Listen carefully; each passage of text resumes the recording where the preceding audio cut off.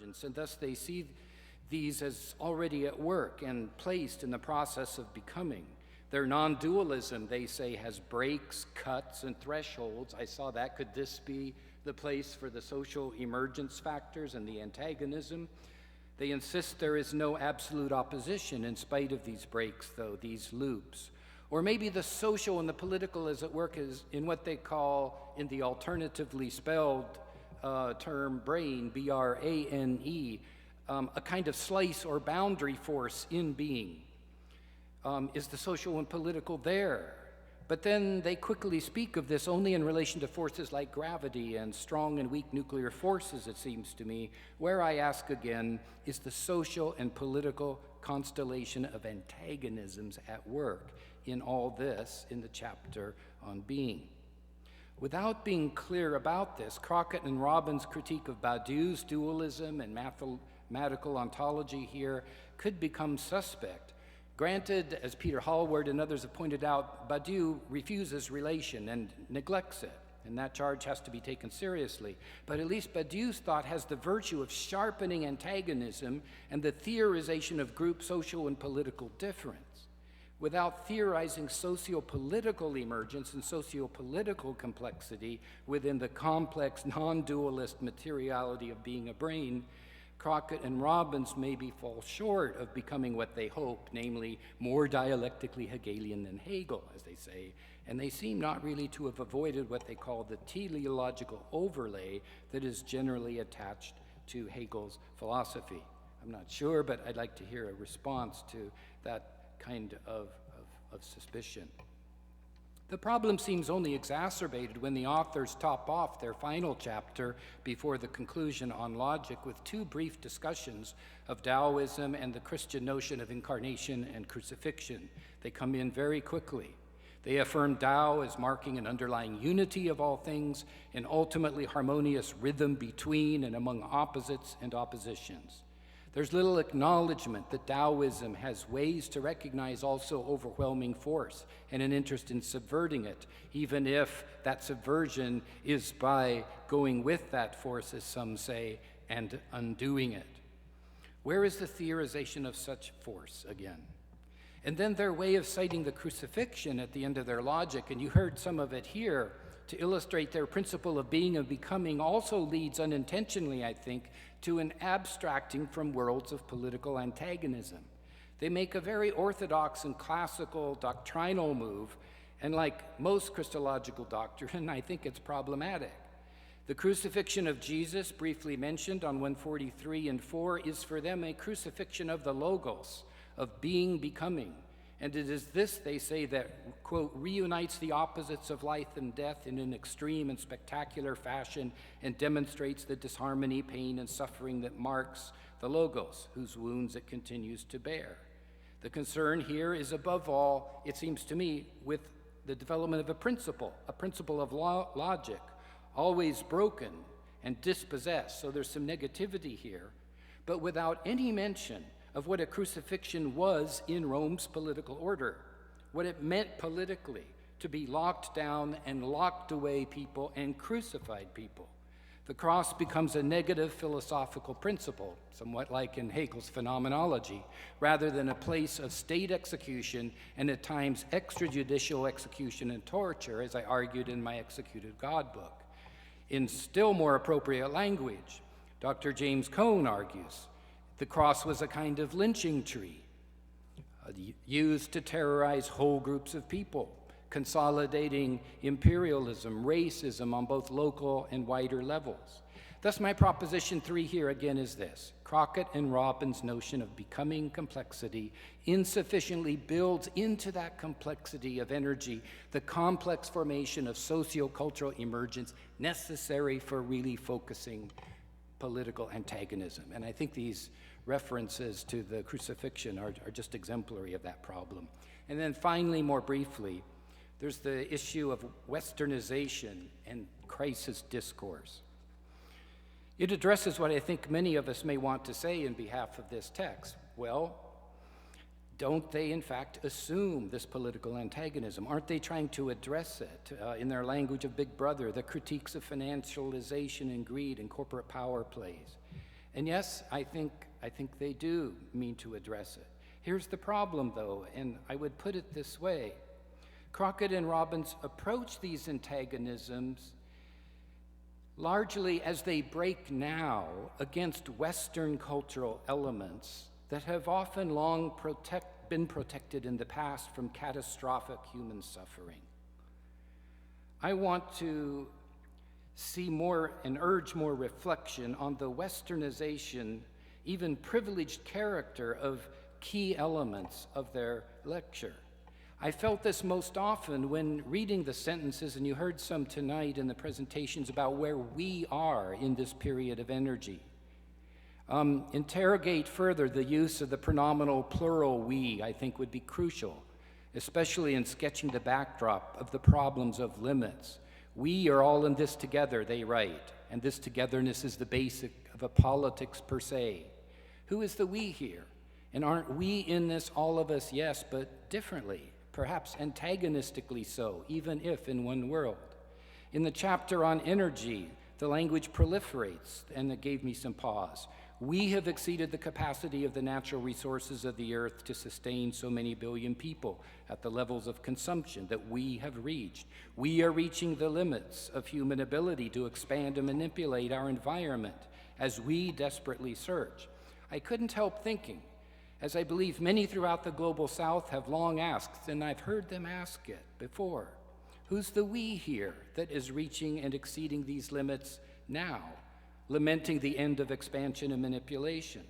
Especially communities long subject to colonialism, the machinations of slavery, and the militarized neoliberals of today, there's a different sense of the we. I couldn't help going on to ask, therefore, why have we not felt and thought with urgency, as we do today, the sense of limit, which might make us say enough, when, for example, the Congo's millions were wasted for colonialist extraction of natural resources by the tune of millions? That did not constitute a limit that made the West feel that something was wrong, that something must be ended, that a new transition must be made.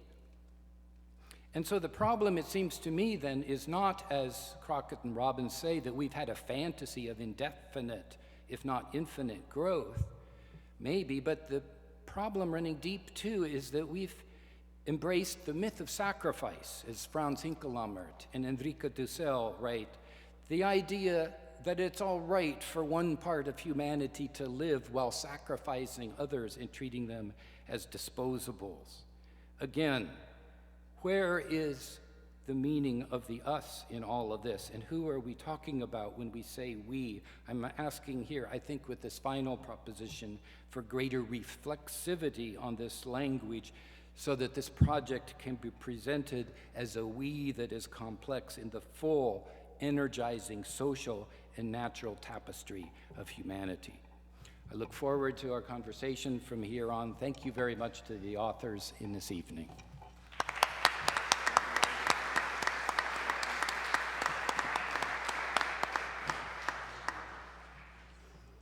We've had two wonderful presentations and a brilliant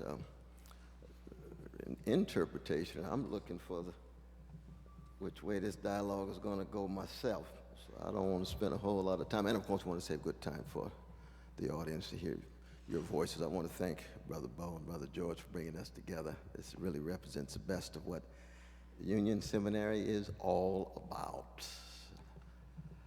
I stand here as an old-style but open-minded humanist Christian. And so at times I may appear as if I'm anachronistic and a bit outdated, but I'm going to show the ways in which certain insights can still come from the kinds of traditions that produced me. And I want to do it in part by trying to first historically situate what our two dear brothers have done here. They've done a magnificent job, both in the presentations and the text. I love their sense of urgency. I love the sense of living in an emergency, and therefore this is a manifesto. It's comprehensive, it's encyclopedic. There's going to be a whole host of gaps and blind spots, as is the case for any manifesto.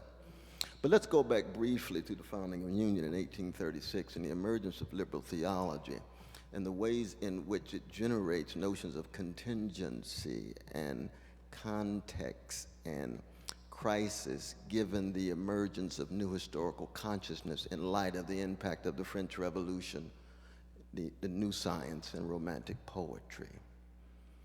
That Union from 1836 up until the 1960s was an institution of liberal theology because we took seriously the challenge of historical consciousness, which is wrestling with radical contingency. If your dogma has a history, it's not inscribed into the nature of things.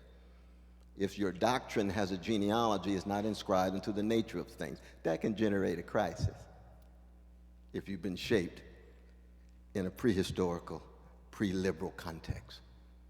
And the same is true of the ways in which these contexts, historical, political, economic, are dynamic, always changing over time. And I say that because, these days when we talk about radical, we've heard that so much, that liberal theology at that time was radical. And in some ways, it's still radical to a lot of fellow citizens. I was just in the Bronx the other night. If I had started off talking about radical contingency, dynamic context, and ever-changing crisis shot through biblical texts, they'd say, oh my God, it must be from Union. And I say, yes, that's true. And the French Revolution, and the impact of the new science and the new physics, the impact of romantic poetry, of situating art within the quotidian and the everyday life of people who can raise their voices without necessarily trying to imitate the grands, but rather create something in relation to themselves, authenticity coming from below. That was radical. And it was the genius of Schleiermacher and Schelling and Strauss to say, lo and behold, we can preserve Christian praxis of faith, hope, and love, even given the radical contingency and the changing context and the various kinds of crises. In the 1960s, the genius of James Cone, the genius of Gustavo Gutierrez, the genius of Mary Daly was, this is not just about contingency, this is about terror.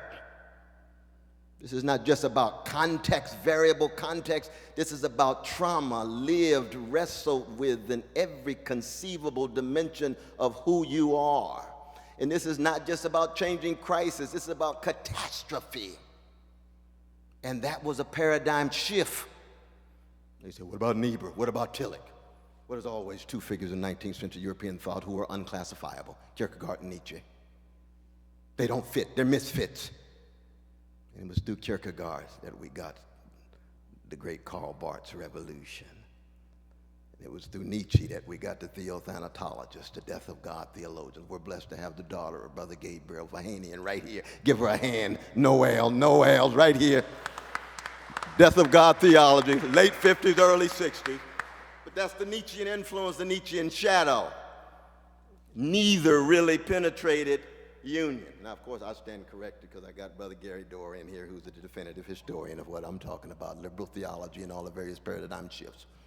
Niebuhr remains a liberal, but he's got Augustinian moves within the liberal context. It's still contingency, it's still context, it's still crisis, but he's got a tragic sensibility owing through the dark side that the early versions of liberal theology were not attentive to. But he's still a liberal theologian. His brother was right, H. Richard Niebuhr. And the death of God theology never really penetrated Union's halls. And we can talk about why that was so. We had wonderful conversations, and Daniel Day-Lewis, the great process theologian, and others always in conversation. Tom Driver in conversation, but never did.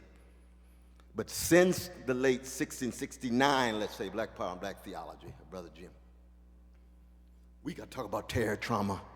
We got to talk about stigma. We got to talk about live, concrete, fleshified, scarred, and wound agents who are trying somehow to preserve their sanity, dignity, and be subjects in history. So in that sense, they're still humans. They refuse the Heideggerian formulation that is the starting point of your text.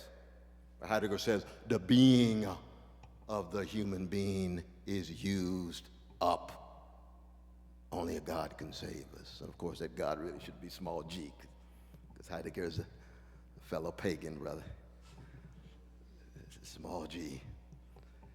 And as deep and rich and profound as Heidegger is, and we ought not to so easily cast him aside because of his vicious Nazi affiliation. He has great contributions to make, even given his thuggish relation to one of the grand gangsters of the barbaric 20th century, Adolf Hitler. But I refuse that move.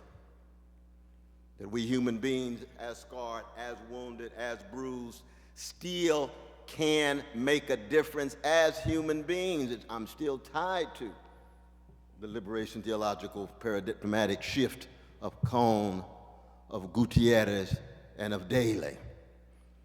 But what I see at work and what is wonderful, and I think it's been laid out so wonderfully by Brother Mark, and I highly recommend reading his text as well. We had a wonderful conversation in Princeton on your text, is when you talk about the earth as subject now. You can hear the echoes of the preface of Hegel's Phenomenology.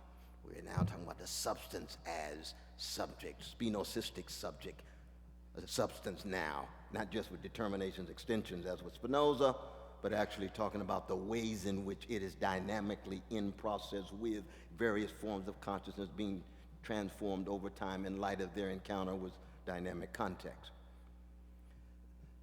That you also say it's unclear whether human beings have a future, but the earth still may. Now, that's the kind of catastrophic sensibility that I affirm, that links you to the liberation theologians. So my first question is, when you all call your project an insurrectionist theology, is it a species of liberation theology that you're actually putting forward? Is it a break with liberation theology? Is it a refinement and deepening of it? Or once you make the move from more human-centered discourse to an earth-centered discourse, how radical is that rupture? Because there's no doubt that if you turn back to the works of the early liberation theologians, they were not preoccupied with ecological catastrophe. That's just a fact. Just like the French Revolution was one of the benchmarks of early liberal theology, it was black rebellions in Detroit, Newark, and vicious legacies of white supremacy. And white supremacy cannot be subsumed under just changing contexts and crises. It shattered it in terms of wrestling with a tear in history and trauma in history that most of the liberal theologians had held at arm's length. And those black rebellions were inseparable from the anti-colonial revolutions all around the world in the so-called third world, but as we know, that's simply a term that refers to the place where the vast inhabitants on earth live.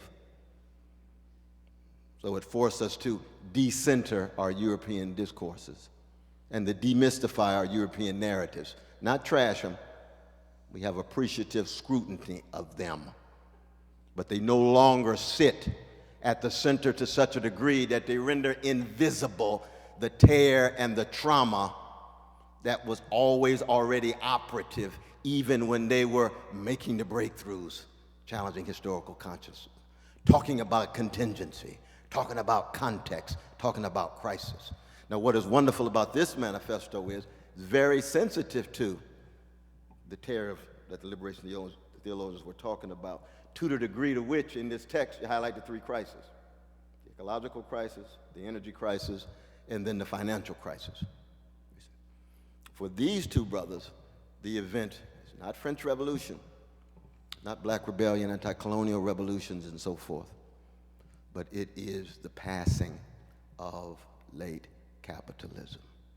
And what would a post-capitalist civilization look like at the level of politics, ethics, religion, and so forth and so on? And that's visionary. That's visionary. I mean, it connects you to Percy Shelley's great pamphlet of 1821, A Defense of Poetry. If poets are really the unacknowledged legislators of the world, use your imagination and empathy to conceive of a world that does not exist at all, but at least give us some utopian energies manifest through theoretical analysis, theological analysis, artistic analysis, and so on.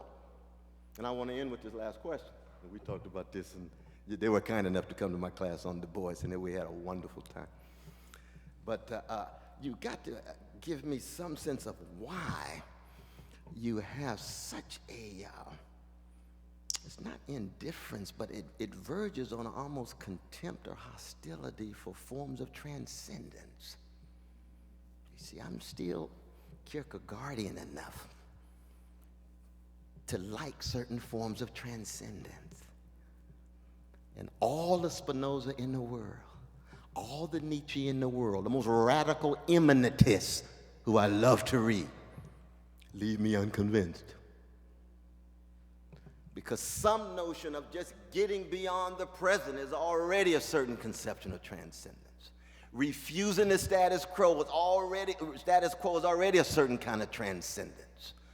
Is it the case that your conception of transcendence, like some of the earlier figures in Western philosophy, were tied to certain models of transcendence, and in criticizing those models, you don't recognize the degree to which your magnificent utopian energy strikes me as still looking for a better world? Is every attempt to look for a better world itself a kind of transcendence that is a bad form, or is there a good form of transcendence? People ask the same question to Deleuze. I used to ask him myself. His office was right next to mine when I taught at the University of Paris, Saint-Denis, in 1987. Never got a good answer from my brother. And of course, we talked about mainly Whitehead, because I was teaching Whitehead at that time, Process and Reality, every 4 years. I promised John Cobb I would do it every 4 years. And he was trying to subsume Whitehead under his radical immanence. I said, no. There's rich immanence in Whitehead, but there are moments in which that transcendence is very real too. In process, thoroughly dynamic, you see. And so my question, what does it mean to talk about earth as subject? Tied to that notion of the earth has a future, or human beings may not, what that means. And then why this distance, or maybe hostility might be too harsh a word, you all inform me. But I think for the most part, you want to reply to Brother Mark, because he laid out some things on the table.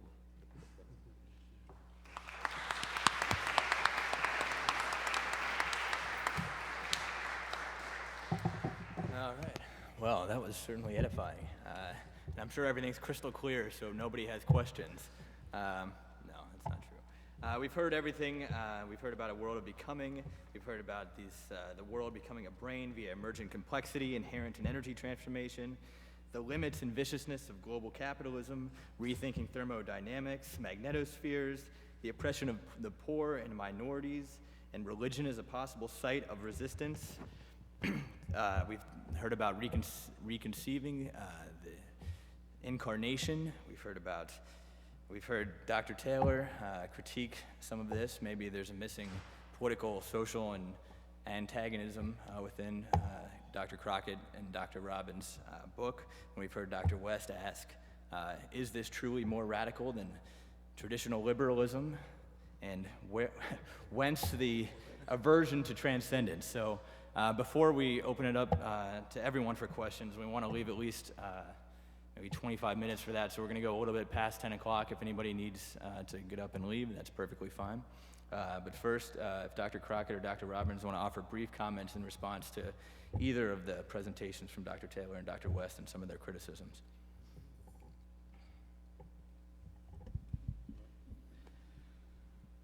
Excuse me. There's no way I can do justice to the richness of these responses. I thank George earlier for setting us up. I feel like we've been set up and served, and this is exactly why we wanted to come here. These are exactly the questions we've needed to hear, and I feel sufficiently challenged by them. I don't know that I can lay out a full response to all the questions that were posed. I do feel like I can clarify some of our positions, and maybe just promise you that what you've said here tonight will sort of be with us for a long, long time. So for the question about transcendence, I'll start with that one because we ended with that one. I certainly wouldn't describe it as a hostility or an aversion to transcendence. We do affirm our lineage of radical death of God theology, and there is I guess a kind of plane of immanence at work in our theology. But for me, there's a transcendence in immanence. There is a kind of appreciation of the fact that however we conceive of the world, there's always sort of difference within the immanent order. So that whether it's the big other God, the transcendental signified that we're talking about, or if it's every other is each other. There is a transcendence within the immanent order. I don't think you can think theologically apart from the transcendence, even if it is rendered within radical immanence. For the death of God you spoke of, I would, for us politically, for me politically, I think of Tocqueville's famous formulation of in America, the people occupy the place once occupied by God. For us, that becomes a kind of moment of the recognition of the political instantiation of the death of God. And so part of our, I guess this ties in with Professor Taylor's comments, part of our celebration of the people that perhaps is guilty of lacking a sufficient appreciation of those social antagonisms is a way of talking about this radical theological death of God lineage without giving over to theological despair and nihilism. So I think there is almost an effortful attempt on our part to affirm the power of the people, the liberatory, redemptive power of the people, so that the death of God, which always lacked a sufficient ecclesiology or sufficient politics, could begin to imagine those new possibilities. And much of our project is precisely on those lines. With also this question about being too trusting of the multitude, I think for me it's a point well taken. But again, it's not just to counter the kind of perceived nihilism of the death of God movement, but also to counter the theopolitical despair of someone like Heidegger. This kind of confession, only a God can save us, to me is a mark of theological despair. And it's part and parcel of Schmitt's political theology, which we roundly reject. The developmental sensibility, which I think is most exposed in our chapters on energy, that too is kind of, you mentioned Whitehead earlier, that's our flight of the aeroplane. Kind of our effort to think this new materialism in a non-reductive way. In fact, to engage in a kind of speculative materialism at that point, to engage in a kind of theological dreaming, which for us becomes an invitation to think differently about a concept as fundamental as energy that we think we're incapable of imagining in any alternative way. So I'll stop there because I want to hear from others as well, but thank you. Oh, no, well, just to mostly affirm what Jeff just said, which I thought was so great. And Mark Taylor also talks about in his book, Jean-Luc Nancy's notion of transimmanence, and I like that. And I also don't see immanence and transcendence as simple oppositions. And so again, this transcendence in immanence, the way I understand Deleuze when he's talking about a plane of immanence, he means something like a plane of consistency. And so it's not necessarily spatial. And so we're sort of opposing the idea of just a spatial realm somewhere else, in a Platonic sense, but not in any way the experience of transcendent moments, which are so powerful and important and evocative, especially again in Mark Taylor's work with art. These transfigurations are so powerful and incredible. And so yeah, and like I said, this is why we're here, to have these questions and these challenges, to think about this. This is a kind of manifesto that has lots of holes, even gaping holes, and you pointed out a crucial one, and we need to think that through more, and both the affinities and maybe what we need to learn from and think through from liberation strands, liberation theology. I've read liberation theology. I'm enriched by it.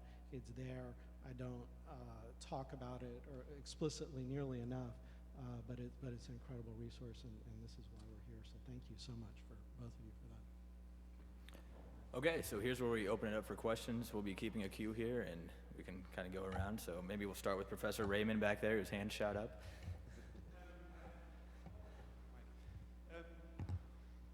One remark about immanence and transcendence and one question. There is, in my view, one very important materialist philosopher who tries to conceptualize transcendence within immanence, that is Ernst Bloch. He rejects the transcendence above us and tries to inherit the transcendence that goes beyond us in a forward way of sense. I think that is worth considering. Is that maybe you did it and I haven't read it so far. For me, that is more important than the death of God philosophy of Nietzsche, for instance, because it's more constructive in conceptualizing this kind of thought. And my question is that about 180 years ago, Marx, the young Marx, proclaimed a new materialism. That is in the thesis on Feuerbach. Dismissed an old materialism and proclaimed a new materialism, and interestingly enough, defined that new materialism as not that matter and opposed to spirit, but we have to start from subjective practice. That was a subterranean line in Marxism that was taken up later by Gramsci. So I'm still wrestling with the question: what is new in your new materialism compared to the new materialism 180 years ago? Is it the ecological question? Is that the embedding of the praxis into energy transformation? Is that the sticky point? Or where is the continuity to that praxis philosophy and the exact rupture or difference? Two things quickly. What's new is how often the Marxist materialism got translated and employed as an economic determinism, and we want to avoid that reductive determinism. Second, Marx's talk about religion was beautifully poignant in identifying the sigh of the oppressed creature. The great appeal of Marx's critique is that it seemed that he understood the enduring appeal of religion like hardly anyone else. But ultimately, identifying religion as a form of false consciousness leaves little place for religion as a means of political mobilization, as a form of empowerment. And we want to affirm the role religion might play in this, what we're calling new materialism. Okay, I think next. Just add something right quick, though, 'cause when you talk about materialist critiques of religion, though, I thought of Lucretius, I thought of Sanayana. So you've got a materialist critique of religion that is religiously musical in the sense that it recognizes religion as a material practice, so it's not reductionist. And with Sanayana going through the pragmatist and remaining a kind of Platonist grounded in materialist practice. You all know George Sanayana's work, right? That he understands poetry, he understands music as material practices that preserve sanity, dignity. Now he's right-wing, but we can work that out. That we can appropriate him critically and still remain tied to art. Because what all four of us share is a very relentless critique of contemporary capitalism, a critique of white supremacy, male supremacy, homophobia, and so forth. But Sanayana is not, I don't think, to be just rendered invisible in this in terms of materialist critique, and he goes back to Lucretius. Is that fair? That's a good, helpful reminder. And Lucretius was an important influence on Deleuze as well. Oh, very much so. Very much so. Okay, Karen? Or Before Karen speaks, actually, I don't know if you noticed up on stage, but there are no women scholars. Now, while Jeff and Clayton maybe don't deal with the antagonism of the we, as Professor Taylor expressed, they did send a series of vicious emails to Bo and I about we need a woman on the panel. And the person that they suggested was the scholar that is about to speak here. She's a student of Catherine Keller's. With that introduction. No pressure now, right? So first of all, thank you to all of the panelists. I appreciate all of your work so much. My question is to Jeff and Clayton, and it's concerning the metaphor of the brain, the becoming a brain, and it goes to some of what Professor Taylor, I think, was talking about. And one, I mean, I absolutely appreciate the plasticity issues, and also that, of course, a new materialist metaphor of brain is not a dualistic brain, body, brain, soul. But in thinking of the historical implications of certain identities being associated with cognition, with brain, right, particularly maleness and whiteness, I'm wondering if there are other metaphors, bodily metaphors, that would keep the idea of being as energy change in place. For instance, what if we were becoming digestive tract? You know, so that's energy transformation. It deals with consumption, which goes very much into capitalism. It deals with excrement, and those of us who've been often treated as the waste, right? So what if, you know, we're both becoming brain together, but we're also becoming excrement together, and how that might change a new materialist reading. So sort of if you could go into a little why stick to the brain and what that does historically, and, you know, can we also be in the shit? I thank you, Karen. That was. I think we are in the shit, and we're in the waste, and we're. I mean, it's the sort of the Native American, right, saying that we're basically drowning in our own waste, right? I mean, that's the civilization, that's the output, that's the outcome that we're producing, and I think that the digestion is really crucial and important in terms of a whole metabolism, which connects to the kind of thermodynamic and energetic processes that we're trying to work through here. Obviously, we are thinking about cognition and thinking and understanding, reading, learning. I mean, someone would have to be able to read a text, to process, to think, and so we have evolved brains, and there's just this extraordinary, rich, incredible, cutting-edge neurological research. Thinking of mirror neurons that primates, other primates have as well. And so these discoveries, as well as what Malibu's doing with that philosophically in terms of plasticity, we're really trying to kind of emphasize, point out, draw on as a resource. But you're right, there's no way it should be disconnected from the rest of the body. But it is body, it is embodiment, it is sensing, it's spinal nervous system, all these kinds of things touch. Even skin, like with Deleuze and Guattari, with the body without organs, which is the skin, is crucial as well. Mine's a less serious answer. I think it's a confession. I mean, we encountered Malibu's work first when she asked, what should we do with our brain? Malibu herself has extended that concept of plasticity, which she first discovers in Hegel and Heidegger, to works in feminist theory and works in psychoanalytic theory. And she offers up many images there. The kind of richest one, I think, is the vulva schema, and as a way of kind of breaking down the phallocentric logic operative in much of our gender constructions. So yes, I mean, I like the digestive track even better, and those metaphors do matter. But thank you. People can continually raise their hands. I'll try to keep a queue up here. If I don't know you, I'll have you introduce yourself. I feel a little nervous following that question. That was great. My question is pretty simple. It's to any of the panelists. It's a basic social critique of, I always hear people talking about, social problems, becoming a brain, all these things which inherently involve people, yet I don't ever hear anybody talk about what it means to be a human person. How psychoanalytic theory and other theories on human persons affect our sense of sociableness, justice, ethics, the whole works. Would you care to address how those thoughts might be part of your work inherently where I wasn't seeing it? You mean in terms of like psychology, like personal psychology? Yeah. For example, and those who know me are going to hear this as a broken record, but the work of Ernest Becker, he points out basically the inherent need for subjugation in some human persons.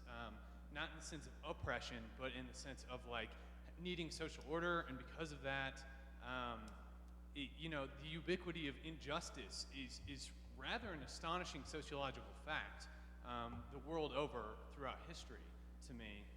And I've never really heard any social theorists really justify why is it that the human person seems to have a need for, or need is a bit of a strong word, no doubt, but at least seems to repeat the behaviors of practices which are inherently unjust to the whole. Maybe I could start that and then pass it off again to our authors to keep the attention there. But you were asking a question similar to the one I was pushing in various ways when asking what structural antagonism looks like within the flows of complexity and emergence. How does one describe and theorize oppression rather than simply say we're all in this together, we're all in the shit, we're all developing some mode of brain complexity?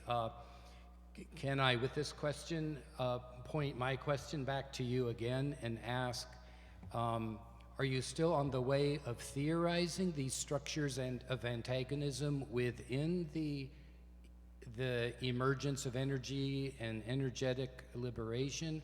Or is there a theorization of it that I missed in the text?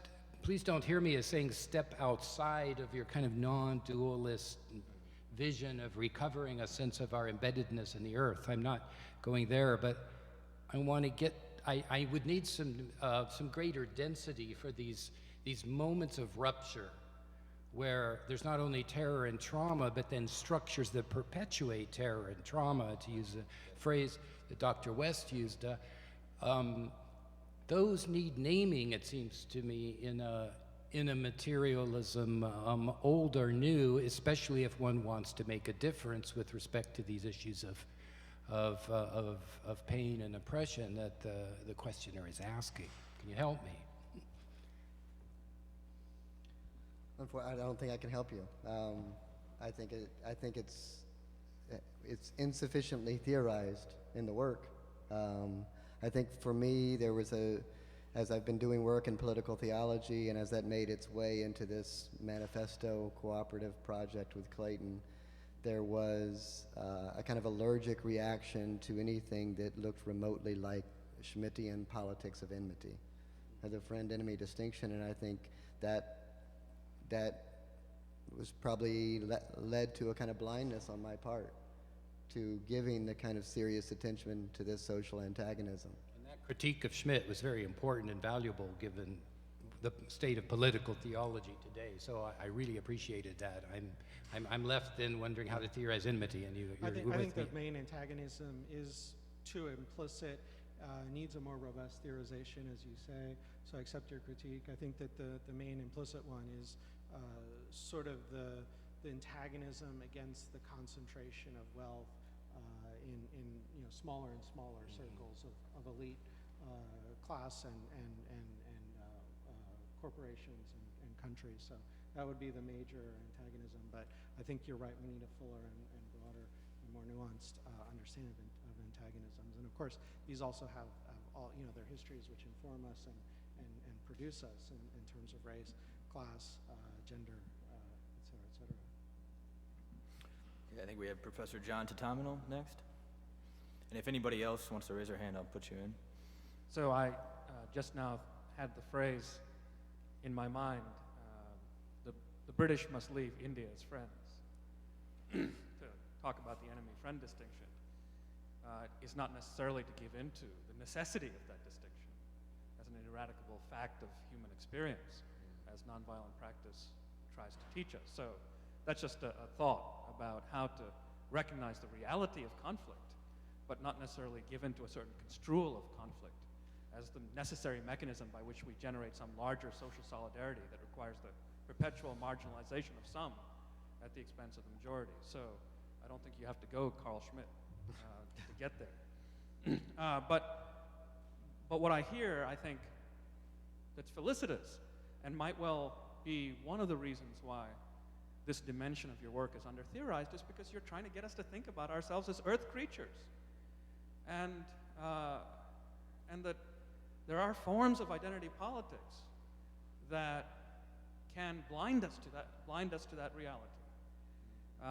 So I think that truth does need to be said, too, without, again, trumping the realities of power and its distortion. So I welcome that sense of collaboration and an invitation to conspiration together about how we might be Earth together.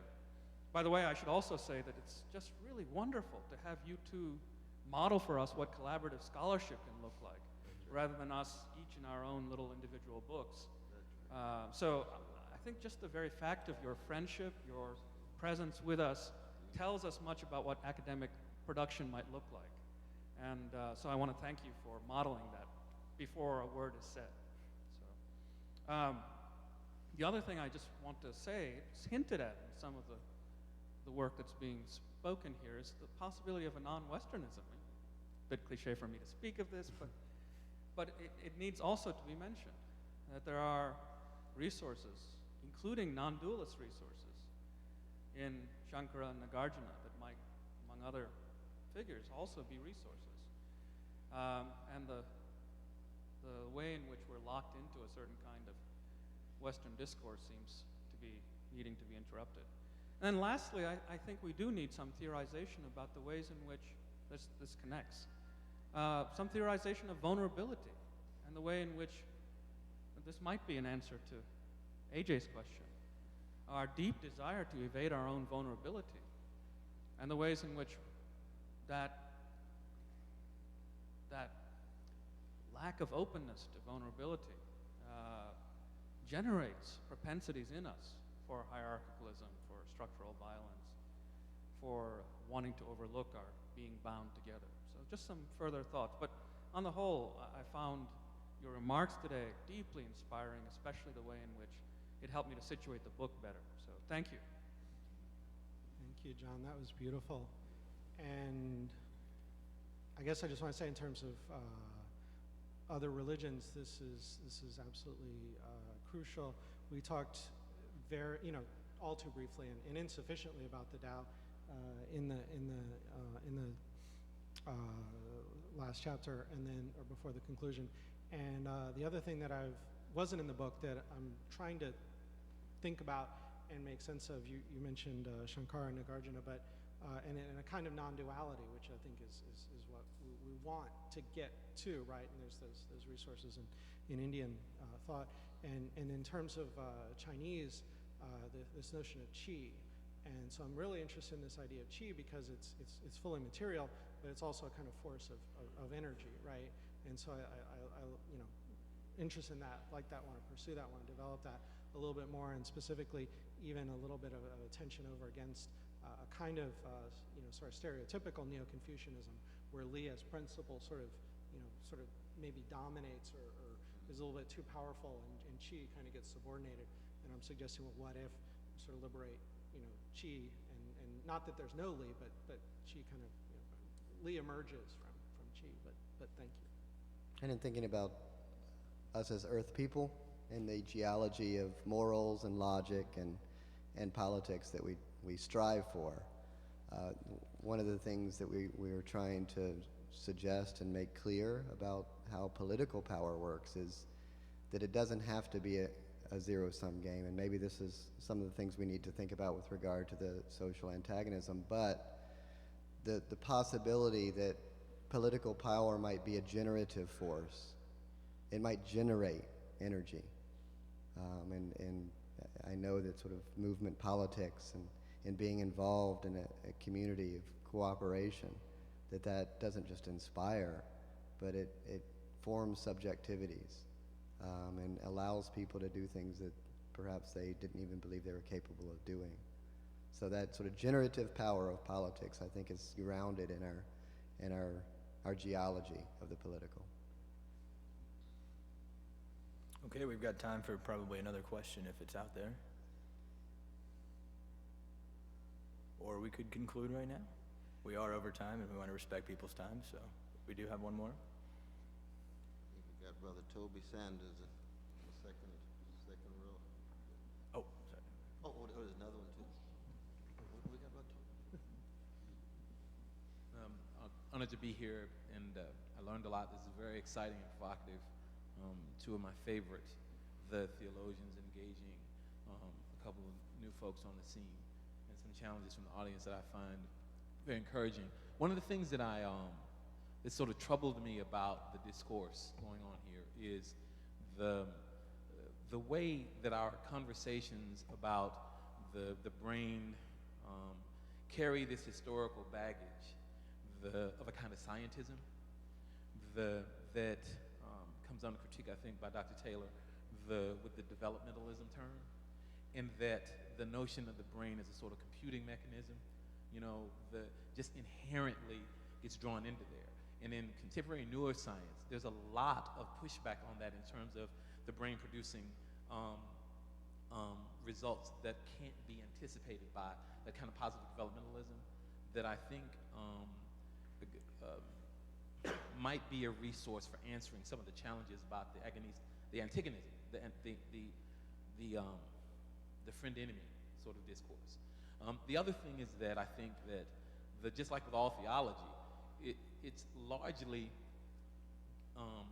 word play, right? And so your use of brain, B-R-A-I-N, and brain, B-R-A-N-E, that takes in some of the challenges raised by the sister that I don't know, but I want to read her work too, is still a language piece.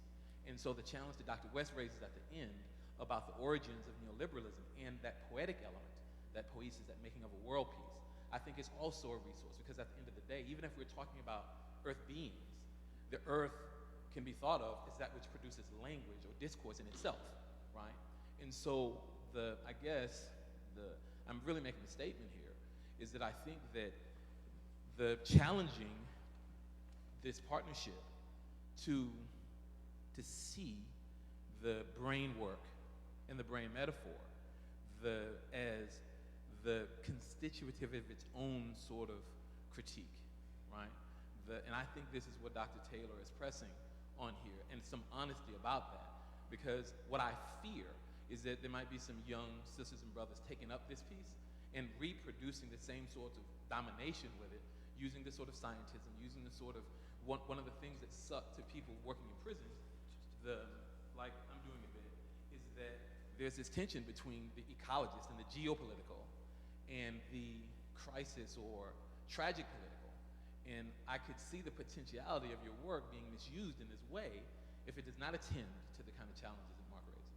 But I'm excited about the complexity and depth, but those lacunae that are brought up by, I don't think, enough attention to the historical antecedents that include both language, the poetry, and the like, and the challenges that the fact that when it comes to, you're having people who have been on the bottom end of history for so long trying to appropriate these notions when the schools aren't even educating them to understand either neuroscience, physics, or whatever. You inherently, you feeling what I'm saying? Yeah, So absolutely. as an ordinary person who happens to try to traffic and read in discourse, there are brains or barriers that stop us from being able to appropriate its resources that is a critique of it itself, right? And this will attend to some of the challenges raised by your interlocutors. Thank you. Absolutely. I just want to affirm what you said, and thank you for that. I think that's important and profound, and again, another reason why we're here tonight. So in terms of scientism, in some respects, we read Malibu as giving resources to give some of that reflexivity and self-criticism into some of the neurological results. I mean, that's kind of how we're trying to read her. And another level, I think that especially in the United States, but maybe to some extent in other places in the world, there's been this sort of separation in the academy and in the production of knowledge between the hard sciences and like philosophy, theology, theory. And so there's a sense in which we feel like that's problematic, that's unfortunate, There needs to be more cross-fertilizations, more interactions, more working together back and forth. And again, there might be some frustrations, tensions, antagonisms, but we want to promote those kinds of discussions, dialogues, learnings, understanding at a deep level. And I think that, I'm trying to remember my train of thought here, but no, I'm just losing it, sorry.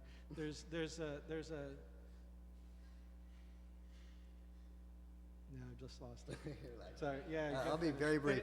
Just my club. What you say about the brain, to the extent that we didn't convey that, I mean, what's so felicitous about Malibu's work on the brain is she does theorize that. For instance, with regard to the notion of a brain as a computer or a machine, this concept of plasticity works against that, and she calls it the neuronal ideology. How we think about the brain actually mirrors the kind of production processes within capitalism. If we think about the even sort of brain as a kind of flexibility, it sort of mirrors the kind of labor practices of having to be completely passive with regard to the demands of the market. And for her, she wants to maintain this notion of the resilience of the brain. It's adaptable, not flexible.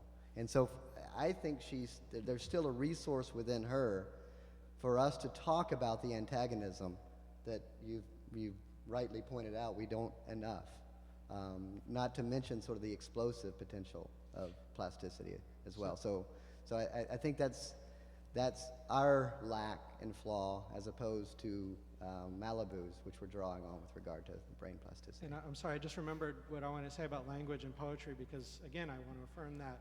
And we come out of a tradition of sort of post-structuralism, continental philosophy, the sort of language, right?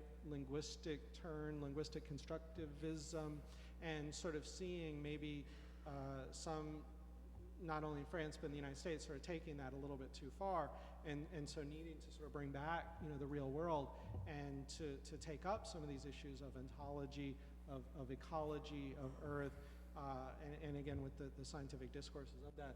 But I've learned so much from Catherine Keller, and I just want to acknowledge and that she inspires me with how important poetry remains and is, because it does affect reality.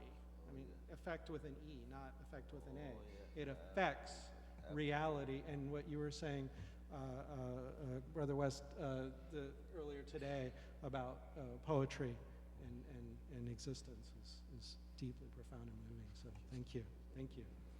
Was there anyone who was kind of unjustly passed over by me that I didn't see that needs to say something really quick before we conclude here? No? All right. Well, thank you. It was an honor. I speak for George, too, that just shared the stage with you. And thank you all.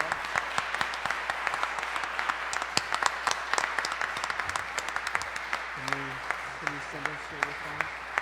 Yeah, I put it together at the last minute, so it's pretty easy. Oh, thank you so much. I'll give it a I've try. tried to write down I'll everything. give it a try. But, there was that one place where I was surmising where it could come in.